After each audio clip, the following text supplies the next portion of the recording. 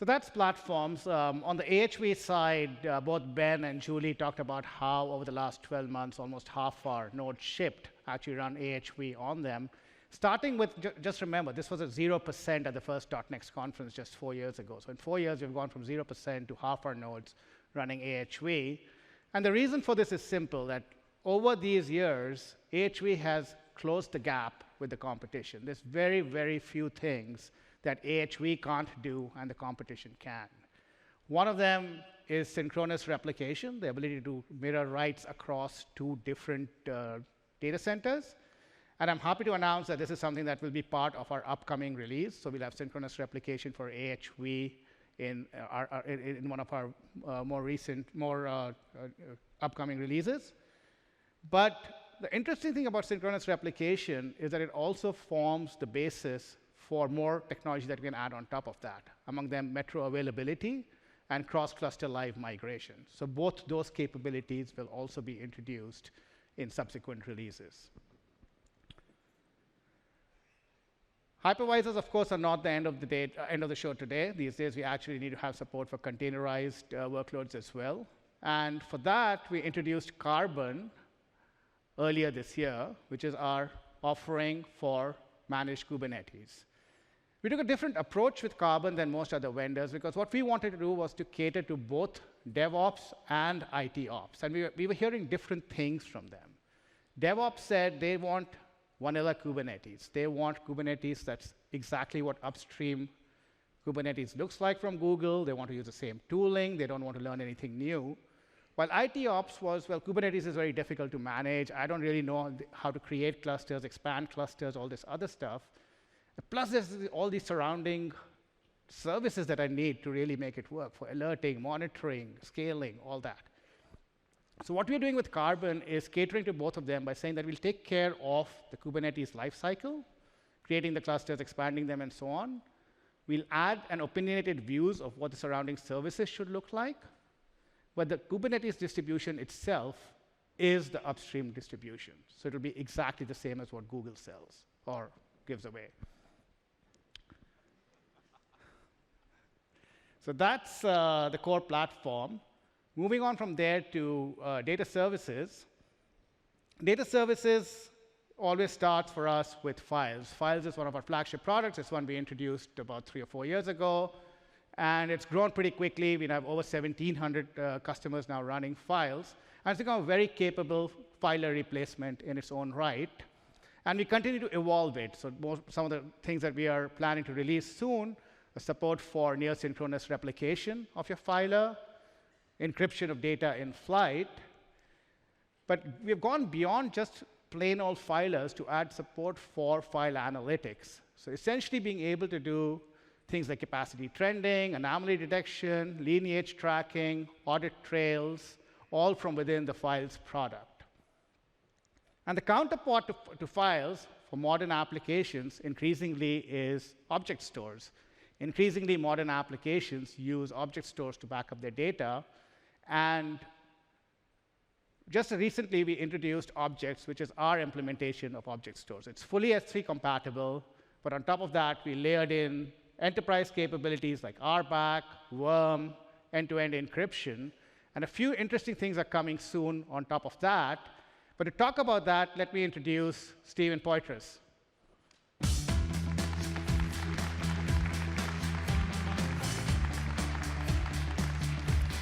Hey, Steve. Hey, how's it going, Rajiv? Good seeing you, man. Good to see you, too. So Steve, of course, is one of our early employees. He joined us about, what, 7 years ago? Almost 8. Almost 8 years ago.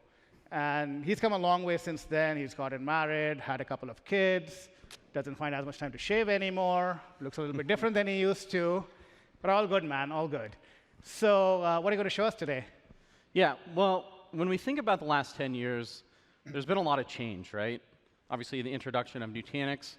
And we started thinking about storage media. There's been a lot of change there as well. We saw the introduction of mainstream flash with Fusion IO. And now, more recently, we're seeing NVMe and Intel Optane. So as part of that, we've actually been evolving the Nutanix platform. Obviously, Rajiv talked about AES, where we optimize metadata globally and locally. The other piece is with what we call BlockStore. So with Nutanix BlockStore, we actually get rid of any file system on those medias, allowing us to much more efficiently interface and manage those devices. The other piece is we've integrated with Intel SPDK. Now, the nice thing with this is this allows us to actually much more efficiently interface with those devices via SAS or via SPDK versus SATA or SAS protocols. And obviously, that's been a very good thing when we start thinking about performance and latency. We can drive down latency and increase efficiency, allowing us to drive much higher performance. Now, obviously, we can see some very significant numbers here. Rather than show you on the slides, let's actually take a look at how this translates to reality. So here we have a 4-node Nutanix cluster where we are running AES, BlockStore, SPDK, as well as have Intel Optane devices. Now, this is just a small Nutanix environment, just a 4-node Nutanix cluster, where I'm running a 4-node rack environment. Now, on that rack environment, I'm actually running the slob workload generator. Now, one of the key things to highlight here is latency. So here we can see we have consistent 200 microsecond latency for this slob workload. And one of the key things to highlight here is we've actually disabled any Nutanix caches. So every single I/O that is being generated by slob is actually hitting those Optane devices.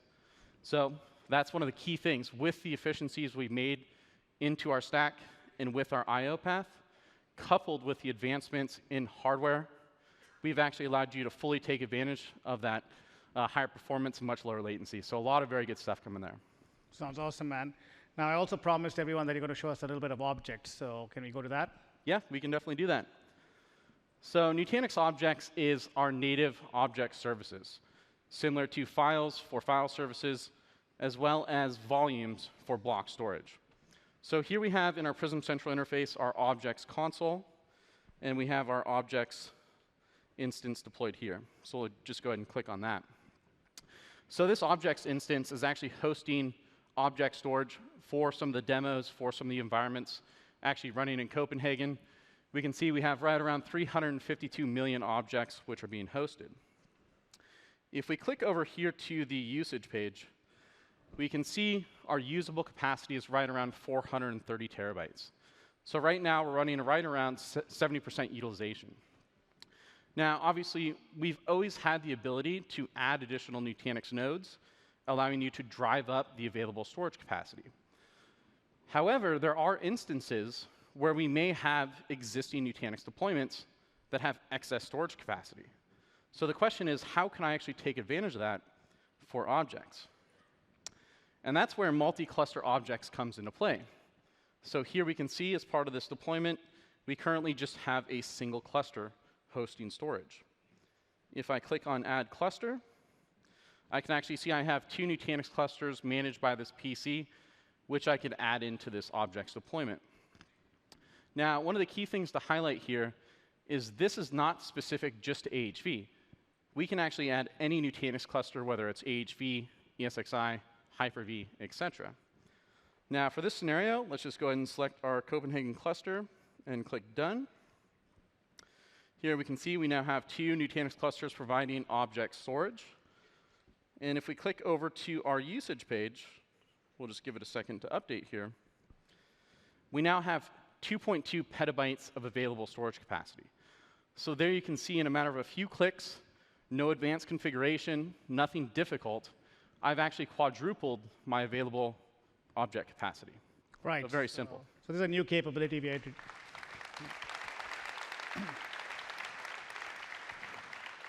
So this is a new capability that we're introducing with objects, the ability to cross-cluster one single namespace S3 compatible objects. That's super awesome, man. Yep. I think we have time for one more demo, and since you're wearing a Run AHV shirt, I always have a few tricks up my sleeve, so. Why don't you show us something to do with AHV? Yep. So one of the things that Julie showed you earlier was how we handle data protection and how we configure policies with protection policies. And one of the things that Rajiv mentioned, which is very, very fundamental and very, very important, is synchronous replication for AHV. So if we click over here and check out our policies, we can see we have 2 protection policies.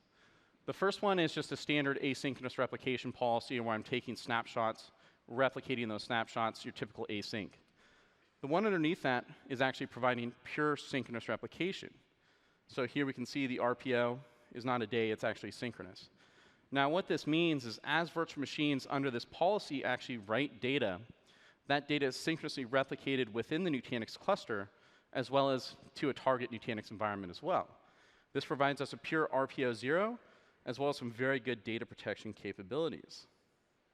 So here if we go over to our VMs list, we can see we have this Rajiv Gaming VM here, and let's go ahead and select this recovery point.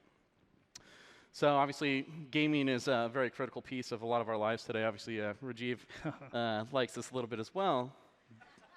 But if we actually look at the properties on this, we can see that this is part of that synchronous protection policy with the status of synced.